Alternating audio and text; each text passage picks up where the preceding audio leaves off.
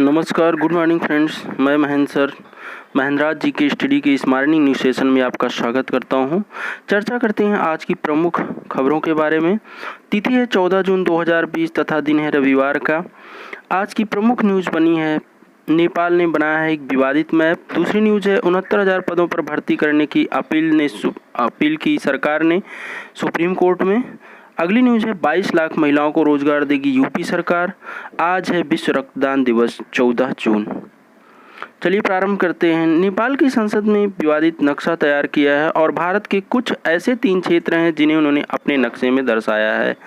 तो इस बात को भारत ने पूरी तरह से खारिज किया है और कहा है कि इतिहास व सबूतों की कसौटी पर खरा नहीं है। नेपाल की संसद के निचले सदन प्रतिनिधि सभा ने देश के विवादित नक्शे को लेकर पेश संविधान संशोधन विधेयक की शनिवार को मंजूरी दे दी।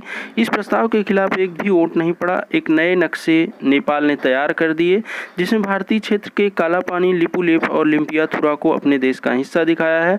भारत ने नेपाल के इस कदम को खारिज करते हुए स्पष्ट कहा है कि इतिहास और सबूतों की कसौटी पर नेपाल का दावा खरा नहीं उतरता है। इसमें संसद का जो निचला सदन है प्रतिनिधि सभा ने पूरी तरह से इस विधेयक को पारित किया है। मेरे प्यारे साथियों, आपको बता दें कि इसमें विवाद की वजह यह है कि पिथौरागढ़ से कैलाश मानसरोवर तक भारत ने एक सड़क तैयार किया है जिसकी दूरी मात्र 80 किलोमीटर है। यह दूरी पहले लगभग 21 दिनों में तय की जाती थी, अब महज यह दूरी मात्र एक ही दिन में तय की जा सकती है। तो भारत के लिपुलेख, कालापानी, लिम्पियाथुरा क्षेत्र को नेपाल ने अपने नक्शे में दिखाया है जिसकी वजह से विवाद की स्थिति उत्पन्न हुई है। चलिए अगली न्यूज़ देखते हैं। यह 69,000 शिक्षक भर्ती से जुड़ा मामला जिसमें नकल माफिया चंद्रमा यादव भी नामजद पूरी तरह से हुए हैं। शिक्षक भर्ती फर्जीवाड़ा 4 लाख रुपए में 40 मिनट पहले व्हाट्सएप पर देता था पेपर। मेरे प्यारे साथियों, आपको बता दें कि इस 69,000 शिक्षक भर्ती में बहुत सारे विवाद सामने आ गए हैं। इसका कितने बड़े लंबे पैमाने पर धांधली हुई है कोई अनुमान लगा पाना संभव नहीं है। शिक्षक भर्ती मामले में नकल माफिया चंद्रमा यादव को भी नामजद कर लिया गया है। वह 4 लाख रुपए में व्हाट्सएप के माध्यम से पेपर लीक करता था। सुराव पुलिस ने केएल पटेल के बयान के आधार पर उसे वांटेड बनाया है। चंद्रमा कुछ समय पहले ही जेल में छूटकर बाहर आया था, अब उसकी तलाश की जा रही है। ऐसा बताया जाता है कि इन्होंने यूपी टेट में भी काफ़ी लोगों के लिए पूरी तरह से सेटिंग कर रखी थी और 2 लाख रुपए लेकर के पेपर पूरी तरह से आउट कर देता था। लेखपाल संतोष की नौकरी भी जा सकती है जो कि इस नकल माफियाओं में वह भी जुड़ा हुआ है। आरोपियों की तलाश करने में पूरी तरह से पुलिस तटस्थ है तथा एसटीएफ को जांच करने का आदेश दे दिया गया है।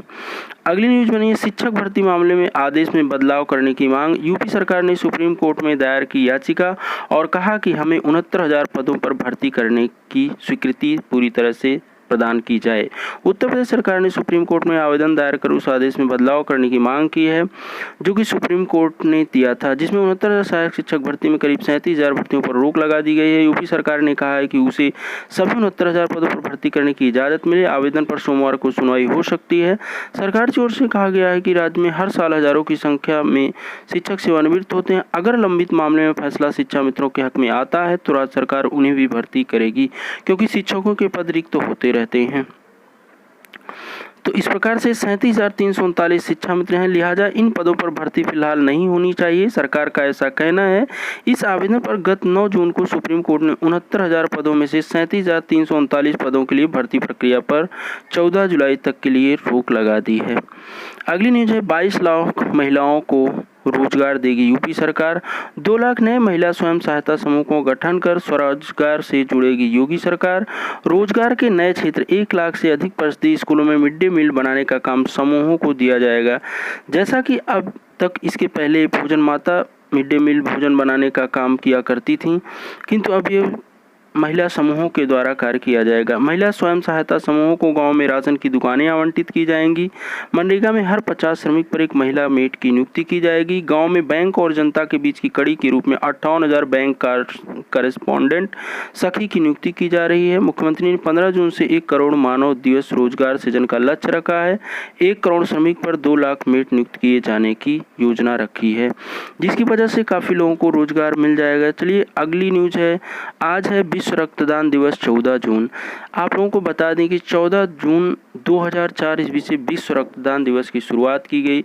विश्व रक्तदान दिवस हम लोग इसलिए याद करते हैं कि लगभग एक व्यक्ति के द्वारा 350 ml, जिसे एक यूनिट के नाम से जानते हैं, यदि अगर रक्तदान किया जाता है तो वह 4 व्यक्तियों के जीवन को सुधार सकता है। तात्पर्य यह है कि कितने लोग खून के अभाव में अपनी जान गंवा बैठते हैं, जिसकी वजह से उनकी जान चली जाती है। यदि अगर कोई व्यक्ति रक्तदान करना चाहता है तो वो रक्तदान कर सकता है। जैसा कि 14 जून के दिन प्रत्येक जिले के मुख्यालयों पर रक्तदान शिविर लगाए जाते हैं। और आपको ये भी बता दें कि जो रक्तदान के रूप में डोनेट किए जाते हैं, वे रक्त जिस व्यक्ति में से निकाले जाते हैं वे लगभग 24 घंटे के अंदर पूरी तरह से शरीर में पुनः बन जाते हैं, जिससे कि मरीज को कोई दिक्कत नहीं होती है।